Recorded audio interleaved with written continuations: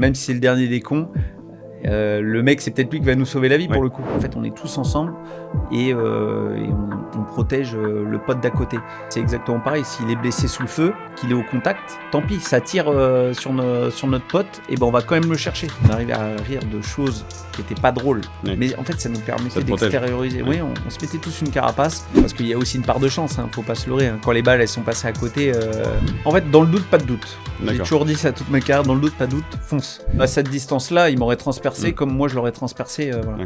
Mais le problème, c'est que si je lui tirais dessus, forcément, l'arc tendu, il lâche la flèche. Voilà. Bienvenue sur VA+. Aujourd'hui, on reçoit le chef Pépère. Bonjour.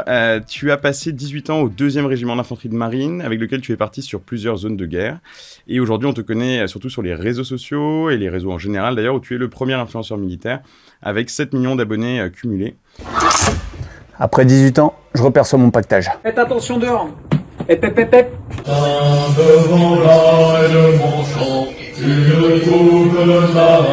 Et tu viens de publier Chef et Père, le militaire influenceur aux éditions Mareuil. Alors évidemment, au cœur de ce livre, il y a surtout toutes ces années passées dans ce que tu présentes un peu comme ta deuxième famille, l'armée française. Et pourtant, au départ, c'est un peu sur un coup de tête, sur un conseil de ton ami Balou. Comment ça se passe en fait, cette entrée dans l'armée ? Oui, c'est vrai. Moi, de base, je suis parti pour être menuisier, en clair, faire des meubles pendant une 40aine d'années. Et puis ouais, j'ai un pote qui rentre à l'armée, qui veut rentrer à l'armée. Parce que lui aussi, il a un pote, on avait aussi un ami en commun qui, lui, est rentré juste avant et qui nous a un peu vendu le sport, voyager. Moi, l'aventure un peu, quoi. L'aventure, en fait. Moi, j'avais jamais voyagé, j'ai pas eu la chance de voyager quand j'étais jeune. Et puis, par contre, j'adorais le sport. Donc, déjà, moi, d'entrée de jeu, je me suis dit, là, je pense qu'il y a moyen de faire peut-être autre chose que menuisier. Et puis voilà, il y avait aussi ce petit côté patriote, servir le pays qui m'intéressait. Et qu'est-ce qui se passe quand tu passes pour la première fois du coup la porte du centre de recrutement ? Tu mets dans le livre que tu as très peu de références sur l'armée, tu parles même de Call of Duty avec le recruteur. Ouais. Comment ça se passe ? Il rigole comment c'est... Alors non, il rigolait pas, l'adjudant chef. Pas marrant. Non, pas marrant. Il avait fait sa carrière au 2e RIMA en plus, donc le régiment dans lequel j'irai après. Il n'était pas dans l'humour de dingue, mais c'est les références que j'avais moi, parce que je connaissais que ça en fait, du combat. Je me disais peut-être que je vais venir avec ma petite référence du Call of Duty, ça va passer. Bon, il avait compris, il avait compris le PAX, il avait compris le personnel. Ouais. En fait, ce qu'il y a là, en parlant avec les recruteurs maintenant, les jeunes, ils viennent avec pratiquement aussi les mêmes références. Et souvent, ils se renseignent pas forcément avant. Et puis, leur seule référence, c'est les jeux vidéo, les FPS. Ils voient les soldats, ils se demandent même quel type de régiment ils peuvent faire en faisant le combattant dans les jeux vidéo, quoi. Et est-ce qu'à ce moment-là, il casse un peu le mythe là-dessus en disant en fait c'est pas comme dans un jeu vidéo machin, ou il va quand même un peu Ah oui. Ouais. Mais généralement et ça c'est encore d'actualité pour connaître certains recruteurs, c'est oui on casse le mythe du jeu vidéo, parce qu'il faut bien leur faire comprendre que le mec qui porte la musette dans le jeu vidéo, nous on est quand même dans un canapé. Là va falloir apporter la musette, puis la musette va faire entre 20-25 kilos, et puis si c'est le sac à dos il pourra monter jusqu'à 50 kilos. Donc ça faut le faire comprendre d'entrée de jeu. Ouais. Parce que sinon, tous les on mecs n'est pas là pour jouer, quoi. Sinon les mecs ils désertent au bout de 2 semaines, et puis on a gagné à bout de jeu, quoi. Et alors à ce moment-là, du coup, t'enchaînes l'entraînement, la première sélection, puis l'entraînement. Dans ces moments-là, c'est quand même assez dur. Enfin, ils vous poussent dans les retranchements, un peu dans la zone rouge, voir un peu ce que vous avez dans le ventre. Est-ce qu'il y a des moments où tu doutes à ce moment-là, ou pas trop ? Comment ça se passe ? Il y a un épisode durant mes classes où je vais douter parce que je vais me blesser. Donc voilà. Avant, j'avais pas de doute. Moi, je me disais déjà d'entrée de jeu, si je suis bon en sport, ça va faire déjà la moitié du taf. Il faut qu'à côté, je sache tirer. Ouais. Et puis ça ira. Le fait que je me blesse aux classes, je prends du retard par exemple sur le tir, je prends du retard sur le combat, et là oui, j'ai un doute. C'est ce que tu écris dans ton livre, parce qu'il y a évidemment tout le côté militaire, mais il y a aussi, on apprend à te connaître aussi de manière plus intime, et où ta mère en fait est avec un homme violent à ce moment-là. Ça lui arrive plusieurs fois d'ailleurs, ça te marque pas mal.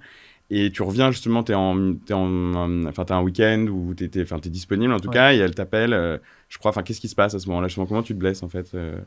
En fait,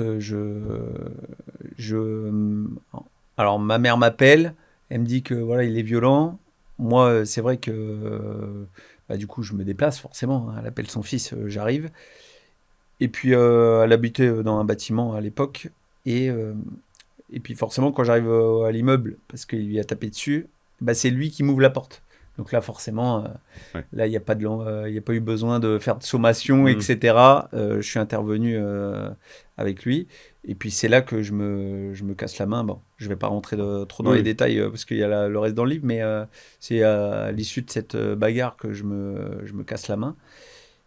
Et que forcément, étant en classe, mon avenir est compromis. Hein. Même moi, direct, je me pose la question, c'est ce qui me vient en tête, c'est est-ce que je vais pouvoir finir les classes ? Parce qu'il y avait un risque qui te vire ou qui disent t'es un mec potentiellement violent, j'en sais rien, ils se disent c'est pas réglo. En plus, oui, il y avait le doute, je savais pas comment ils allaient appréhender cette chose-là. Et puis en plus, moi je savais que j'étais en incapacité déjà d'entrée de jeu de faire du tir, de faire certaines épreuves sportives.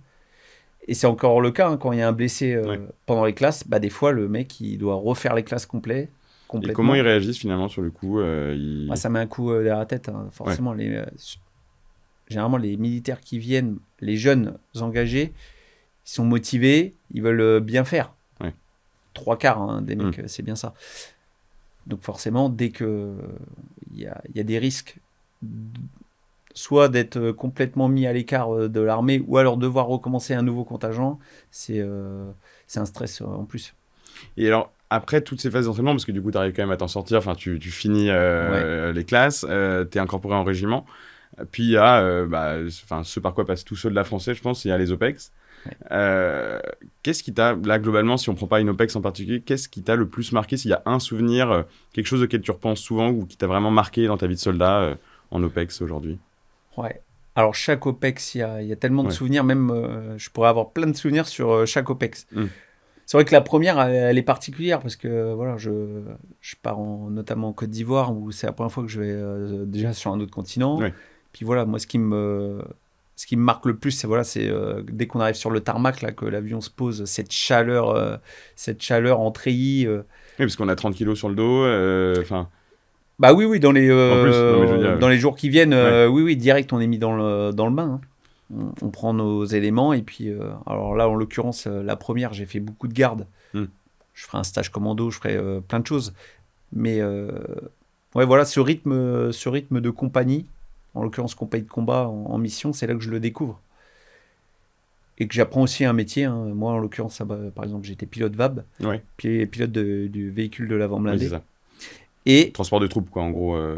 Exactement. Ouais. Sauf qu'on avait une 12-7, voilà. Et que j'apprends, en fait, qu'à l'intérieur de l'armée, il y a plusieurs métiers et que moi, il va falloir que j'apprenne mon métier de pilote. D'accord. Donc ça a été vachement... C'est là que j'ai pris un clic, notamment, et que j'ai compris ce qu'on attendait de moi. Ok. Et ça va...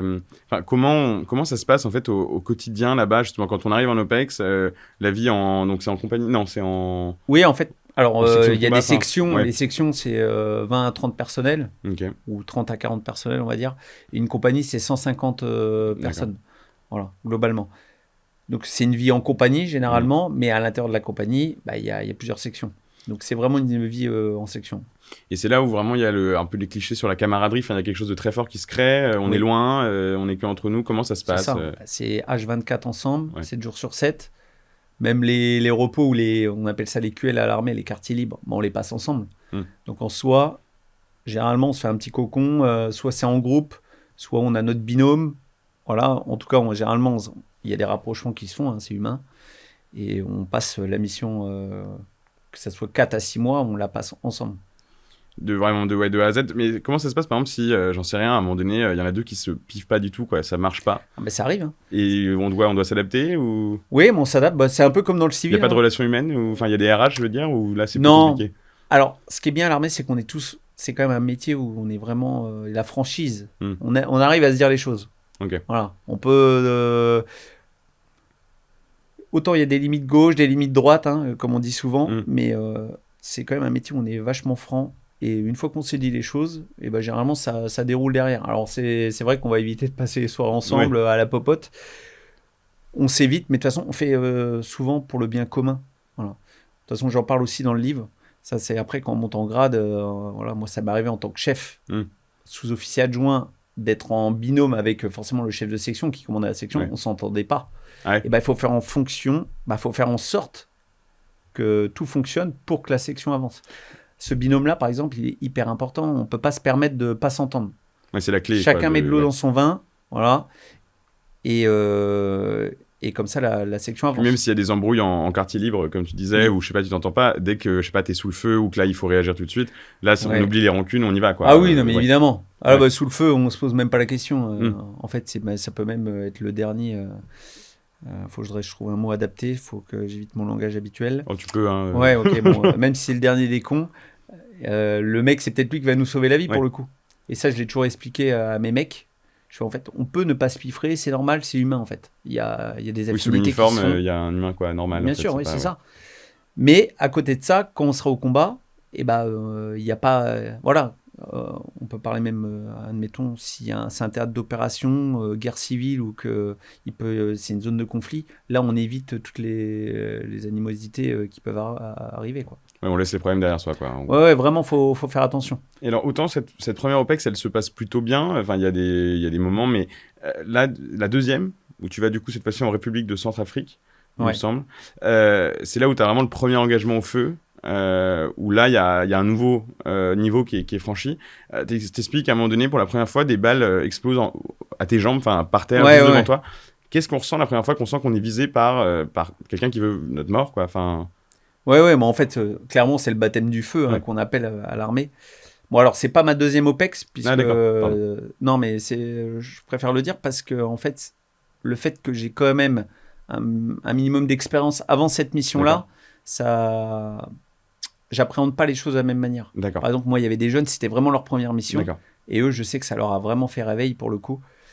Moi, j'avais déjà réfléchi à ce moment-là. Je me suis entraîné donc Centrafrique, c'est 2014. Moi, je rentre en 2007. D'accord, ah oui, donc tu as déjà 7 ans de... J'ai fait beaucoup de missions, mine de rien, avant. J'ai 7 ans de... Tu t'es jamais fait tirer dessus pour le moment, mais t'es... C'est vrai, je me suis jamais fait tirer dessus, mais... Alors, c'est bête à dire, mais à l'armée, on dit, on espère que ça va arriver, ce baptême du feu, parce qu'on s'entraîne pour ça, en fait. C'est paradoxal, en fait, à la fois. C'est paradoxal, donc, mine de rien, on l'attend, ce moment-là. Même si c'est vrai qu'on se dit, on peut, ce jour-là, évidemment, on peut y passer, ça peut être le dernier moment, et puis on peut avoir des hommes à nous qui sont blessés, et ça, c'est évidemment des choses qu'on veut éviter.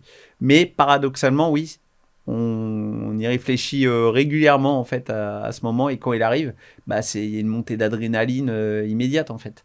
Moi, j'avais déjà posé la question, quand j'étais plus jeune, comment ça se passe avec les anciens qui avaient vécu le baptême. Les vétérans qui reviennent. Ouais, voilà. Puis il y en a qui ont été engagés sur plein de missions avant. Et c'est bien de s'enrichir souvent des anciens. Et il m'avait dit, mais tu verras, tu penseras même pas, tu n'auras pas peur sur le moment. Et en fait, c'est vrai, j'ai pas eu peur sur le moment. Ouais. Voilà, on entend des balles éclater autour de nous, on sait qu'on nous vise. Ouais. Et on n'y pense pas, en fait. C'est un peu comme être en transe. Je sais pas, il y a tellement d'adrénaline qui monte. Puis j'étais chef de groupe, moi, pour le coup. Donc je pouvais pas me permettre non plus d'avoir trop peur. Mais la peur était là. Hein. Oui. Mais en fait, elle prend pas le dessus. Ouais, on la contrôle, quoi. Ouais. En fait, elle est complètement contrôlée. J'arrivais à émertiser, ce qu'on dit à l'armée, méthode de raisonnement tactique. Okay. J'arrivais à réfléchir. Ok, mes mecs sont postés par là, face par là. Ok, là, je vais mettre un gros appui-feu par là parce qu'il y a l'ennemi. Ok, ils peuvent me contourner par là. Et en fait, j'avais mon raisonnement, ça fusait tout ce que j'avais. Tout l'entraînement, la répétition. Tout l'entraînement, la répétition, comme on dit à l'armée, c'est le drill. Et tout ce que j'avais drillé, ça a déroulé ce jour-là, en fait. Pour mon premier contact, en tout cas, j'ai pas eu de cas non conformes. Parce qu'il peut y avoir des cas non conformes que j'ai pas réfléchi, et forcément, là, je peux être pris au dépourvu. Comme, mais on passe dans l'impro. On improvise, mais on sait faire. Dans l'armée française, on sait faire. Donc, j'ai pas eu peur. Voilà, ça a pas été. Mais c'est vrai que ça fait bizarre. Hein. J'ai entendu. Alors on m'avait dit, quand t'entends une balle qui siffle, c'est qu'elle est passée pas loin. Mais nous, il y avait un camion qui était derrière, on entendait les impacts. Sur le camion, voilà, les impacts de Ridel. Donc ça, c'était un bruit fusant que je me souviendrai toute ma vie d'ailleurs. C'est ça qui m'a marqué. D'ailleurs, maintenant, ce bruit-là, je le connais, quoi. Ouais, on l'oublie pas. Je l'oublie pas. Et ce premier engagement, je crois que c'est lui, il dure assez longtemps. Enfin, après, ça tire. Il est interminable. Ouais, c'est ça ne s'arrête pas. Il y a une nuit qui passe. Enfin, Mais en fait, alors j'en ai reparlé quand on a écrit le livre. J'en ai reparlé à mon chef de section qui était sur zone parce qu'il était avec l'élément direct, donc mon groupe. Et on ne sait pas exactement combien de temps ça a duré, tellement ça a duré. Puis dans ces moments-là, le temps, il défile pas à la même vitesse. il a duré extrêmement longtemps, puisque déjà, c'est arrivé 2 jours, et puis quand on a été relevé, c'était la nuit. Ouais.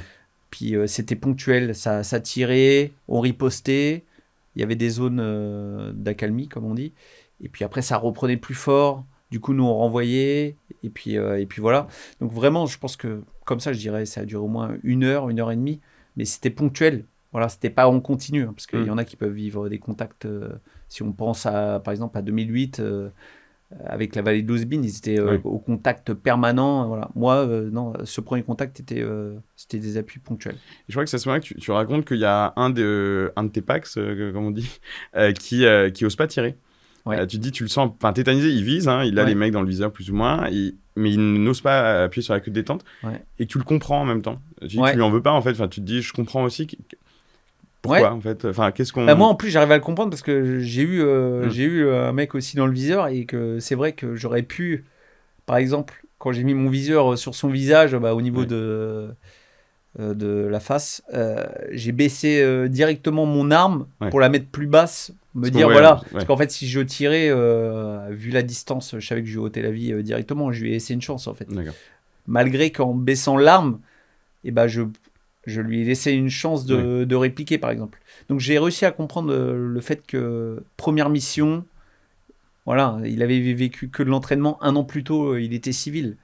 Moi, j'arrive très bien à comprendre que dans ces phases-là, on réfléchisse, et que ça soit pas évident d'avoir un mec dans le viseur et de tirer. Parce que là, lui, par exemple, c'était un gamer.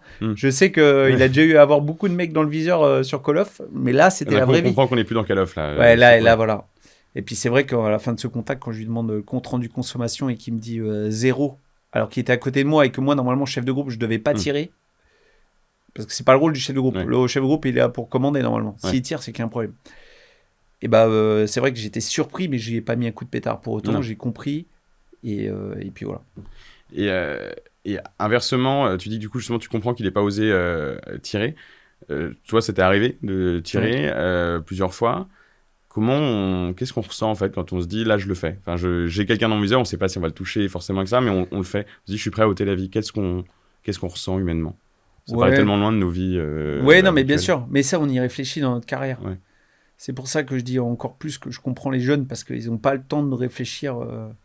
Moi, j'ai déjà eu des cas où je me suis dit, là, sur cette action-là, ça se trouve, je vais devoir élever mon arme. Donc, j'y avais réfléchi, même si ça ne m'était pas encore arrivé avant. J'y avais réfléchi, donc en fait, quand ça s'est fait machinalement, de toute façon, on se dit, il y a un truc qui est réel, c'est lui ou moi. Quand on élève notre arme, on est généralement sur la légitime défense. On ne va pas ôter la vie à quelqu'un ou risquer de ôter la vie à quelqu'un si on n'est pas sur de la légitime défense. Voilà. Donc, à partir du moment que la vie de certains est en jeu, la question, elle est vite répondue. Faut tirer, faut pas se poser la question. Après, même en débrief, je l'ai dit aux gars, je fais les gars, faut pas se poser de questions, parce qu'après, il y a des débriefs après les actions de feu, évidemment. Donc, quand je vois qu'il y en a qui n'ont pas tiré, il faut à tout prix que la fois d'après, ça arrive plus, en fait. Il faut qu'ils arrêtent de se poser ces questions-là. Ils peuvent j'aurais dit, on peut se poser des questions en amont, et puis en aval du contact, mais sur le moment, il faut éviter. C'est ce que tu racontes à un moment donné. Il y a une embuscade, plus ou moins une embuscade où c'est un checkpoint de miliciens. Il y en a un qui s'avance vers vous avec une grenade, et c'est toi qui tires et l'autre chef de section, ou ton chef, je sais plus. Et aucun des autres gars ne tire. Et tu te dis, mais en fait, il y a un truc qui a déconné, quoi. Les 2 premiers à tirer, c'est vrai que c'est le chef de section qui doit jamais tirer, normalement, et pour le coup, moi, le chef de groupe. Oui, c'est un chef de groupe, pardon. Ouais, moi j'étais chef de groupe là-bas. Et après, il y en a d'autres qui vont riposter, parce qu'après, il y aura une action de feu qui va être engagée. Mais c'est vrai que les premiers à tirer, c'est nous. Après, ça aussi, c'est des canons conformes. Le chef de section est un peu plus avancé. Il y a un risque, là, en l'occurrence, de grenade. Ça peut devenir cohérent qu'il tire, et que moi, qui est en face et avec mon groupe, parce que j'étais un peu plus en avant, je tire. Là, en clair, voilà. Ça, c'est ce qu'on appelle des canons conformes. C'est vrai que c'est pas nous de tirer, mais là... il y a pas de... Non, c'est pas moi, je le fais pas. Il y a un en fait, voilà. Et oui, c'est... Comme on dit, des fois, c'est contrôle par le feu. Il n'y a pas le temps de dire, OK, c'est dans mon secteur. J'ai pas le temps de donner de secteur. Il y a un mec avec une grenade. S'il la lâche, on a entre 4 à 7 secondes... En fait, c'est ça, le delta qu'on a pour une grenade qui pète. Pour se barrer, quoi. Pour s'éloigner. Donc, 4 à 7 secondes, c'est rapide. Donc là, chacun prend... prend les dispositions qu'il a à prendre et puis voilà. Et tu parlais là tout à l'heure de justement on tire que quand on est en légitime défense, en général on essaye en tout cas, dans l'idéal, et qu'on fait gaffe surtout où on tire, parce que c'est un truc qui est marquant. Moi quand je lis ton livre, c'est en fait en permanence il y a à la fois des scènes de guerre de dingue et à côté de ça il y a des civils partout. Ouais. Comment ça se passe en fait, dans notamment la République de Centrafrique, je crois. Oui, c'est ça. Quand vous vous battez là pendant 1h30 machin, au début les civils se barrent, puis au bout d'un moment ils reviennent, ils font leur course, ils vont prendre un verre. C'est ça, ouais. L'imbrication, ce qu'on appelle l'imbrication avec la population, c'est limite là-bas on l'avait évoqué en cas non conforme, mais c'était tellement devenu conforme qu'après on appréhendait quand même de la meilleure des manières.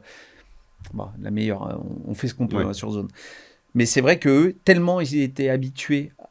Alors ils avaient vécu plusieurs situations, la population civile, les jeunes qui avaient 5-6 ans, on en parle, mais ils ont vécu des horreurs dès l'enfance. Ils ont connu que donc la guerre, eux, ils étaient déjà habitués. Et à un moment donné, ils pensent que c'est un feu d'artifice, on fait des tirs éclairants, ils applaudissent. C'est dingue, ils passent dans un découvert alors qu'on est complètement en train de tirer dans le découvert. Donc ça, c'est vrai que c'est des... Moi, j'étais surpris par... là, en l'occurrence, par le premier gros contact qui passait, qu'ils applaudissaient. Puis ils s'habituaient, en fait. Vu que ça durait, la population revenait sur zone. Mais il y a un truc dingue, à un moment donné, tu racontes... Alors, il y a plusieurs exemples comme ça, mais il y en a un avec un type qui a des grenades, un autre qui a un arc. Oui. Et toi, tu te retrouves face à lui... complètement en stress, je pense. Le mec te braque à quoi, 1 mètre, c'est complètement dingue. Oui, il était là, l'espace qu'on a là, comme ça, sauf que son arc, il devait être là. Et puis moi, j'avais j'avais pas le Glock à l'époque, j'étais en PAMAS, mais j'avais mon pistolet, pointé sur lui. Et en fait, c'était... alors, en l'occurrence, là, en plus, c'était une flèche. Elles étaient empoisonnées. Mais on ne sait pas vraiment de quoi elles étaient empoisonnées, mais on savait... Ouais, si t'es touché, c'est pas ouf, quoi. Oui, c'est pas ouf. Et puis, à cette distance-là, il m'aurait transpercé comme moi, je l'aurais transpercé. Mais le problème, c'est que si je lui tirais dessus, forcément, l'arc tendu, il lâche la flèche, voilà. Donc, je savais qu'on était d'égal à égal et que là, oui, la situation, elle était vraiment complexe. Et puis, surtout, je m'y attendais pas. Il avait contourné tout le dispositif. Mon groupe était sous le feu à ce moment-là. C'était vraiment n'importe quoi.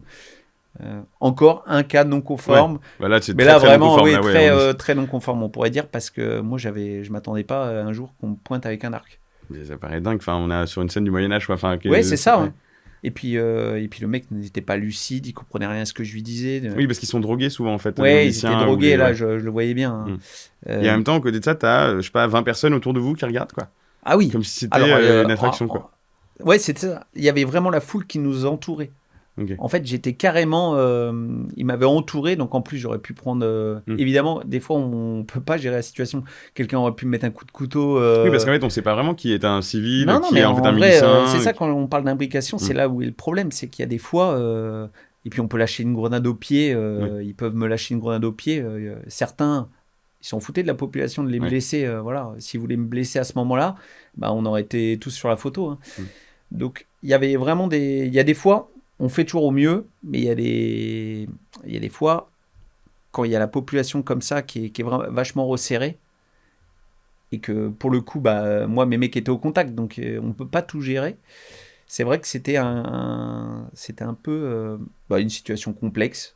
Voilà. Bon, j'ai eu la chance de bien m'en sortir sur ce coup-là. Parce qu'à un moment donné, lui, il a écouté quelqu'un qui parlait dans une langue. Tête, plus ou moins, c'est ça. Ouais. Je comprenais qu'il voulait essayer de le raisonner aussi, donc je me suis appuyé sur cette personne-là, et puis c'est passé. Et justement, ces populations civiles, tu racontes très bien les contacts que tu as avec eux à plusieurs reprises. En fait, dans chaque OPEX, quasiment, il y en a. Quel est le rapport de cette population civile, du coup, du centre de l'Afrique, globalement, qui voit d'un coup des soldats français? Aujourd'hui, on a plutôt les images de drapeaux français brûlés. C'est compliqué aujourd'hui. À l'époque, ils vous aiment bien. Comment ça se passe, les contacts? Non, alors c'est pareil. Y a... En fait, quand on arrive, c'est un peu particulier parce que l'armée française, on vient, c'est la force Sangaris à l'époque, en Centrafrique. Et du coup, il y a les milices anti-Balaka, Seleka, qui s'affrontent. Et puis nous, on arrive. On est là pour s'interposer entre les deux pour éviter que la population, justement, soit blessée. Mais nous, je me rappelle, quand ils nous crient dessus quand on arrive, ils nous appellent les voleurs de diamants parce que là-bas, il y avait le diamant, etc. Ok. Bon, forcément, c'est pas moi qui est venu avec mon groupe pour prendre des diamants. D'ailleurs, j'en ai pas vu un de la mission. Nous, on venait vraiment pour les aider. Et puis après, c'est ça, on essaye de faire rentrer, voilà, on essaie d'instaurer un climat qui fait que, un climat sain, en fait, pour que la population, elle nous soit favorable. Ouais. C'est quand même dommage qu'elle nous soit défavorable alors qu'on est là pour les aider. Bah, oui, c'est ça. En tout cas, la jeunesse, ils étaient régulièrement sur les zones quand nous, on était sur le terrain. Et les jeunes, ils adoraient l'armée française. Voilà, on jouait avec eux. Des fois, voilà, Ouais. j'avais une petite pause où mes gars, un groupe de combat, voilà, c'est une dizaine de personnels. Et ben, j'en avais 5-6 qui étaient en poste. Et puis derrière, ils allaient se reposer sous un arbre, voilà, en casque, gilet. Ouais. Puis des fois, on pouvait taper quelques balles avec eux. Ça Ah nous ouais. permet. Bah ouais, eux, ça leur changeait les idées. Et puis nous, ça nous permettait aussi d'instaurer un climat sain, en fait. Puis même de décompresser un peu, je suppose, dans certains moments. Oui, on Ouais. décompressait un peu, voilà. Hein. Ça m'est même arrivé sous un arbre de faire une petite partie d'échecs. J'apprenais Ah ouais. l'échec. Alors, j'en parle pas parce qu'il y a tellement de choses Oui, à dire, oui, mais c'est sûr. j'ai même fait une partie d'échecs avec un jeune qui avait 7-8 ans et il Ok. voulait apprendre les échecs. Bah, voilà, ça m'arrivait de jouer aux échecs avec eux. Putain, c'est ouf ça. Et à l'autre bout du monde, quoi. À l'autre bout du monde. Mhm. Non, mais en fait, c'est ça. En fait, on était là aussi pour la jeunesse, pour qu'ils. Ouais. Alors nous, on espère toujours qu'ils sortent de ce climat de guerre, Ouais. même s'il est dur depuis des années et que c'est vrai que c'est difficile de J'ai sortir. l'impression que ça s'arrête jamais. Oui, en fait, c'est ça. Ils avaient connu que le sang. Donc, on essayait de leur changer aussi les idées. Et puis le climat, voilà. Hein, une fois qu'ils avaient compris qu'on était là pour eux, voilà, ça a changé au fur et à mesure de la mission. D'accord. Et puis, ça a déroulé derrière, quoi.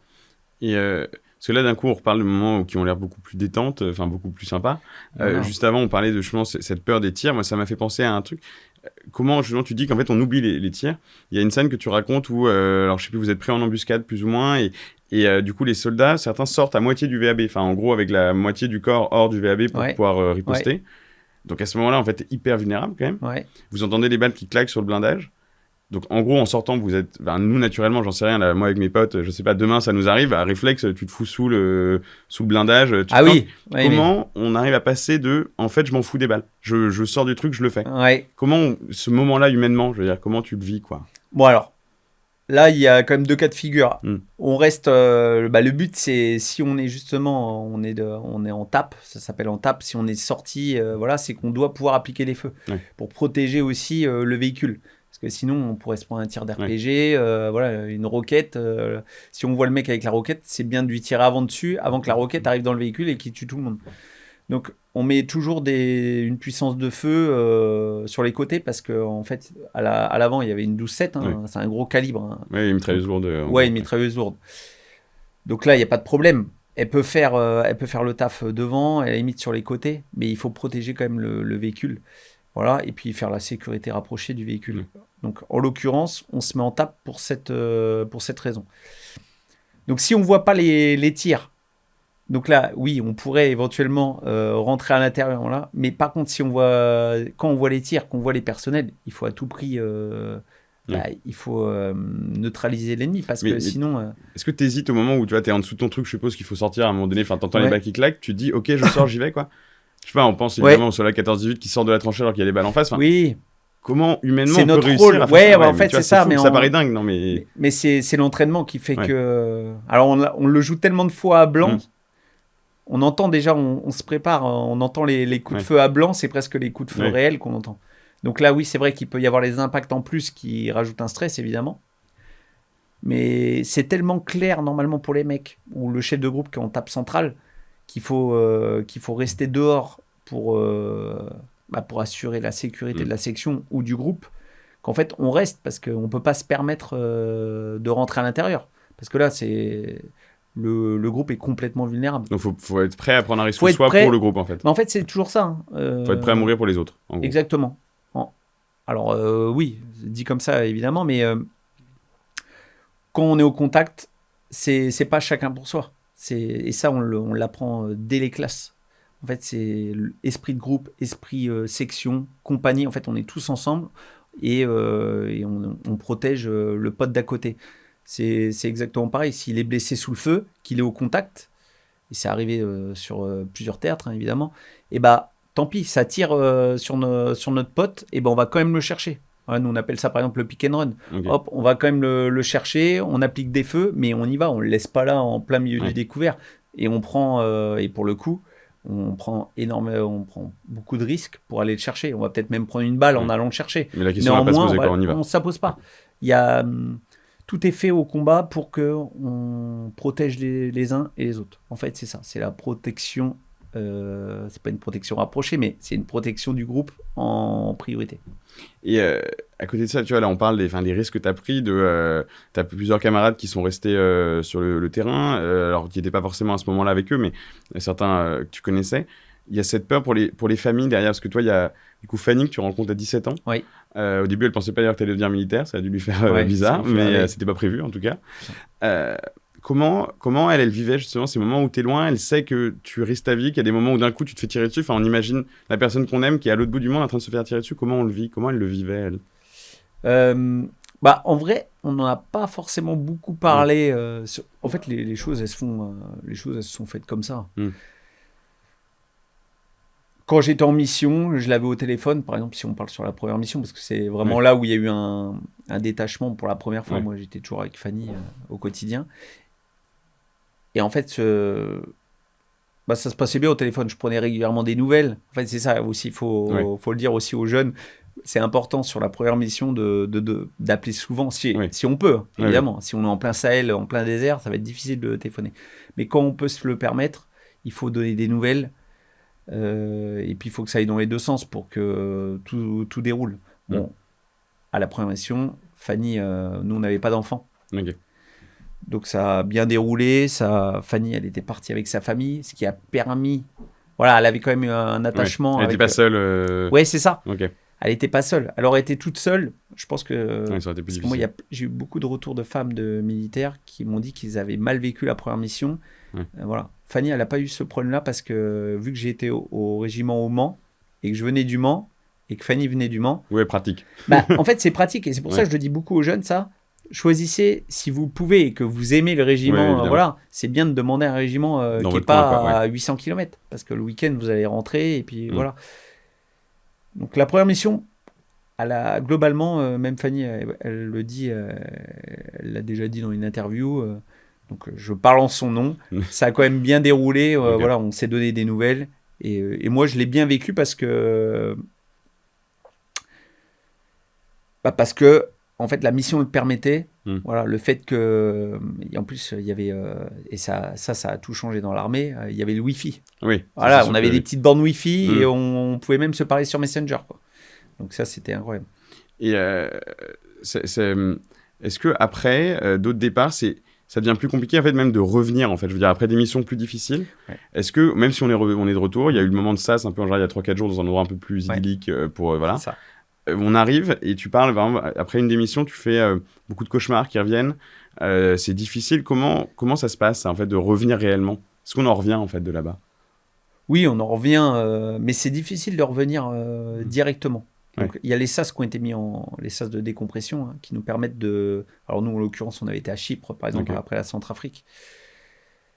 C'est bien pour éviter de revenir tout de suite d'une zone de guerre, voilà, parce que là-bas c'était la guerre civile. Direct en famille et reprendre son rôle. Par exemple, en l'occurrence, moi, mon rôle de papa. Et de reprendre sa place dans la famille aussi. Parce que d'un coup, tu n'existais plus pendant 4 mois. Enfin, entre guillemets, tu n'étais plus là. Fanny a très bien géré la famille sans moi. Et puis voilà, elle avait mis des choses en place que moi, j'aurais peut-être pas mis en place. Voilà. Donc, il faut se faire tout petit quand on revient. Et en plus, quand on revient souvent pendant 1 semaine, 10 jours, 2 semaines, parfois certains ils disent même plus. On a du mal à revenir dans notre vie familiale, en fait. On est encore de l'autre côté. Alors, moi, c'était complètement vrai après la Centrafrique, parce qu'on avait vécu des choses de dingue. Même au-delà des combats, oui, on voit des choses horribles. Tu parles beaucoup des charniers que tu croises, des choses très dures visuellement. En fait, des choses dures visuellement, et puis on se met une carapace quand on est là-bas, et quand on revient, et qu'on n'est plus avec les copains, et qu'on n'est qu'avec la famille, et voilà, faut... Dieu, on ne peut pas forcément en parler, parce que moi, je ne parlais pas de la mission à Fanny. J'en ai parlé que très récemment, donc on garde des choses pour soi, en fait, 10 ans après. D'accord. On garde beaucoup de choses. Après, il y a des choses qu'on se dit entre militaires, par exemple. Oui, c'est important d'avoir, je sais pas, son bon pote militaire avec qui lui on va pouvoir partager les Et choses. on abordait plein de choses. Ouais. On rigolait, par exemple, en Centrafrique. On arrivait à rire de choses qui n'étaient pas drôles. Ouais. Mais en fait, ça nous permettait Ça te protège. d'extérioriser. Ouais. Oui, on se mettait tous une carapace. Et puis voilà, quand on voyait des choses dramatiques, plutôt que de s'apitoyer sur son sort, de s'apitoyer sur notre sort, on en parlait, on en rigolait. Et puis sur les phases de repos, et autour d'un verre de Gino, parce qu'on buvait des petits Gino, le petit soda qu'on disait bien fresh là-bas. Okay. Et on débriefait de certaines situations qui étaient complexes. Voilà, parfois on prenait le temps d'en débriefer.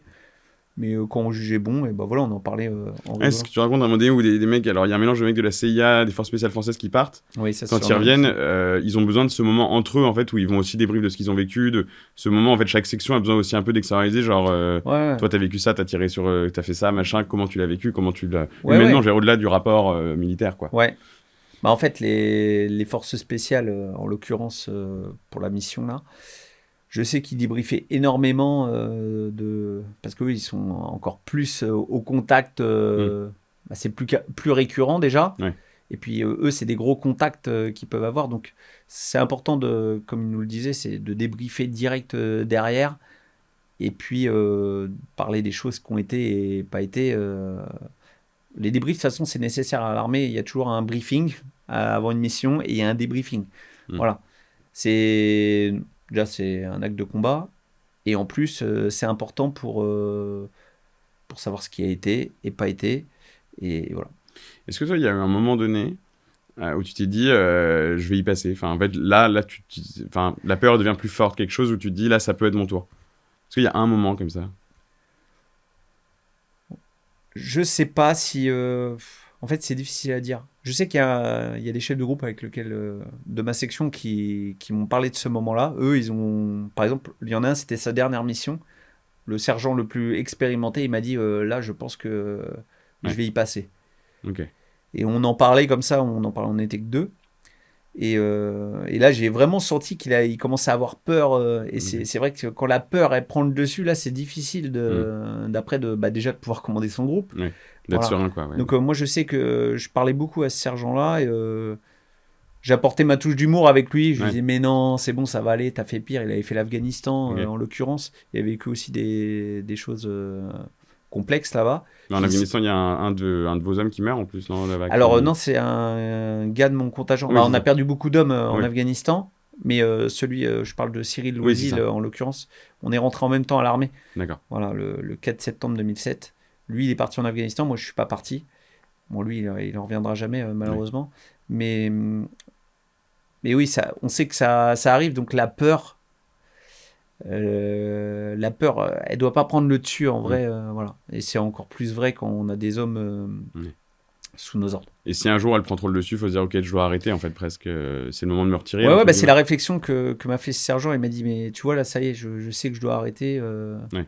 Alors, ou alors faut en parler. Mais en tout cas, faut pas avoir peur de partir au combat.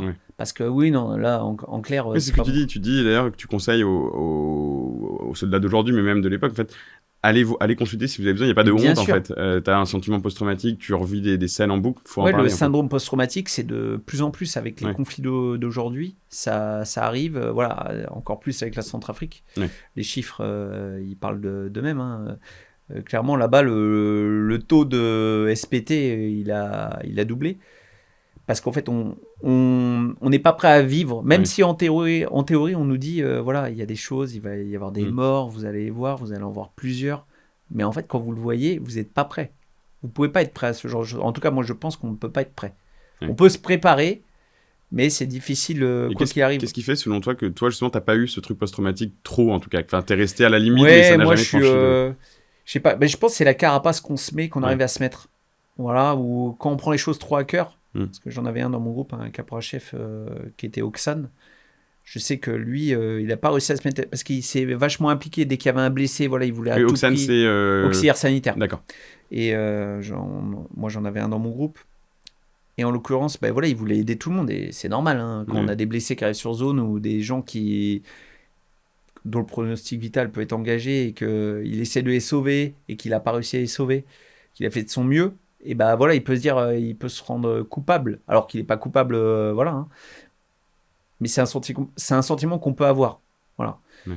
Selon les actions sur lesquelles on est engagé, on se dit, bah, si j'avais fait ça, peut-être que si j'avais riposté à ce moment-là, il n'y aurait pas eu autant de morts sur Oui, on se zone. pose la question tout le temps. Et oui, bien sûr, mais ouais. ça, c'est humain. Mais en vrai, voilà. Si je pense que faut savoir extérioriser aussi, au bon moment peut-être. Ouais. Et puis... Mais tu racontes des moments où tes soldats, tes hommes t'ont remercié de les ramener tous entiers. Ouais. Qu'est-ce que ça fait quand on reçoit ça? On se dit, putain, j'ai géré, quoi. Ouais, en fait, bah, moi, j'étais Ouais. j'étais fier, en fait. Ouais. En fait, quand il y a... En plus, ouais, même quand il m'envoie un cadeau à la maison, on est tous rentrés, et puis il me met le petit mot et qui me dit que bah, c'est grâce à vous, sergent, qu'on est rentré. Alors, c'est pas que grâce à moi, Ouais. mais j'ai eu ma part de responsabilité, forcément. Et parce qu'il y a aussi une part de chance, hein, faut pas se leurrer. Hein. Quand les balles, elles sont passées à T'es au côté, mauvais endroit au mauvais moment. voilà, exactement. On a eu beaucoup de chance sur cette mission, faut en être conscient. Mais oui, je savais qu'en tout cas, il y a un moment, ouais, faut le dire crûment, mais il y a des fois, j'ai pas fait de la merde. Voilà. Ouais. Ok. J'étais content de pas avoir fait de la merde et d'avoir pris les dispositions qu'il fallait prendre au bon moment. Voilà. Et c'est pour ça que je remercie aussi le lieutenant Gaëtan dedans, parce que le chef de section, il a commandé la section comme il fallait, je pense. Ouais. Même moi, avec le recul, je me dis, voilà.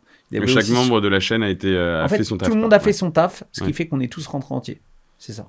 Et alors, finalement, t'as quitté l'armée il y a quelques années, là, après 18 ans de service. Là, je viens de quitter. Là, ça fait, allez, on va dire, ça va bientôt faire 1 an. Là, ouais, c'est ça. Ok, bientôt 1 an. Est-ce qu'il y a des choses que tu regrettes ou pas du tout? Tu aurais fait les choses différemment si tu avais pu? Ouais, c'est pas des regrets. Évidemment, j'aurais pu faire des choses différemment sur plein de choses dans une carrière, mais c'est normal en fait. Une carrière, c'est tellement longue. Celui qui a pas fait d'erreur, bon bah là, mes respects l'herbe en boule, comme on dit. Non, je pense qu'on fait forcément des erreurs parce que déjà quand on commande, bah, c'est prendre l'initiative aussi de commander et on s'expose à faire des erreurs évidemment. Après, il y a des choses que je ferais différemment avec le recul. Mais après, le résultat, il a toujours été là. En fait, j'ai toujours fait mon... Moi, je suis content d'avoir toujours fait mon taf. Ouais.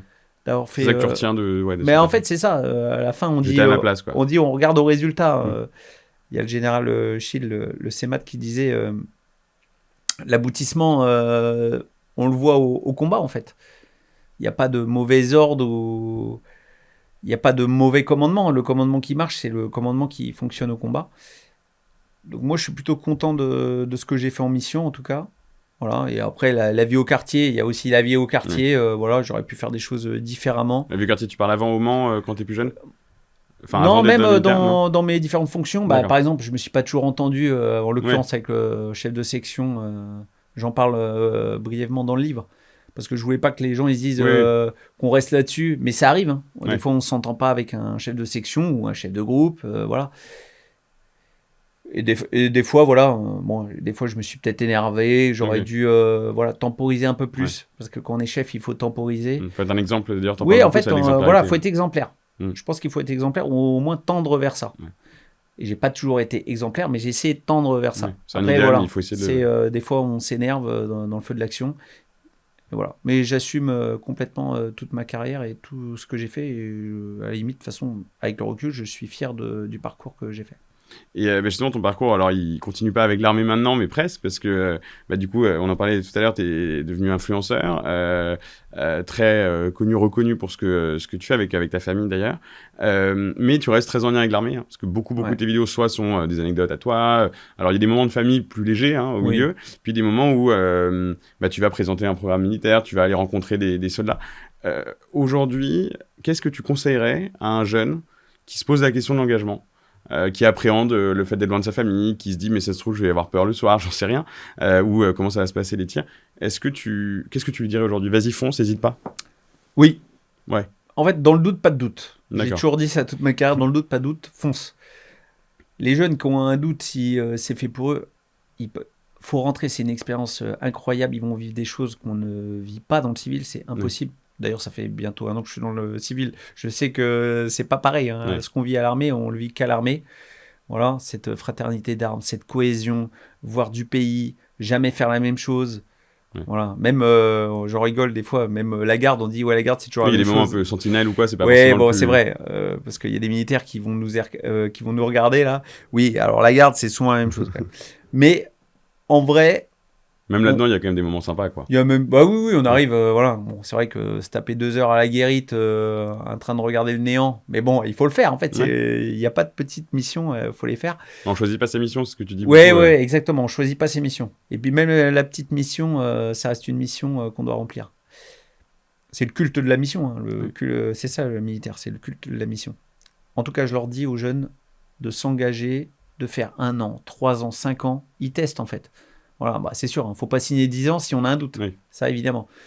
Mais il y a des carrières qui vont se créer. Et puis l'évolution à l'armée, elle est incroyable. On peut commencer soldat et terminer lieutenant-colonel.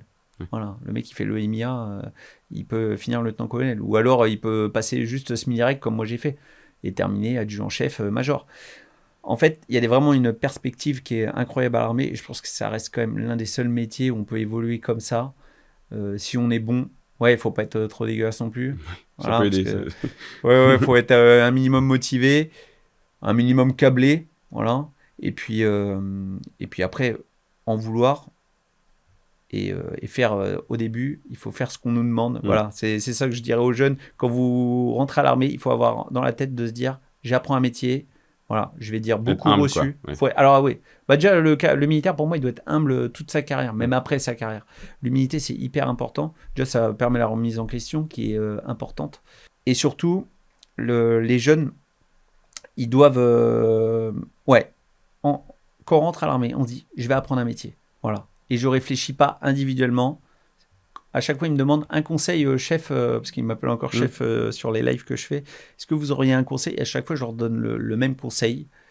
Quand vous rentrez à l'armée, on ne réfléchit pas individuellement, on réfléchit en groupe. Voilà. Il n'y a pas d'individualité. Je suis très fort, je cours très bien. Eh ben non, je ne vais pas aller devant tout seul. Je vais attendre les derniers et je vais courir avec le dernier. Et lui, on va le ramener devant. C'est ça qu'on essaye d'inculquer aux jeunes. Bah écoute, merci beaucoup pour ceux qui nous regardent et qui veulent en savoir plus d'anecdotes, mieux comprendre aussi ta vie, comment t'en es arrivé là. Du coup, je vous invite à acheter, à lire Pepper, le militaire influenceur, aux éditions Mareuil. Merci énormément pour ce témoignage. Merci beaucoup. Et puis bravo pour cette vie au service de la France. C'était avec plaisir que j'ai servi la France.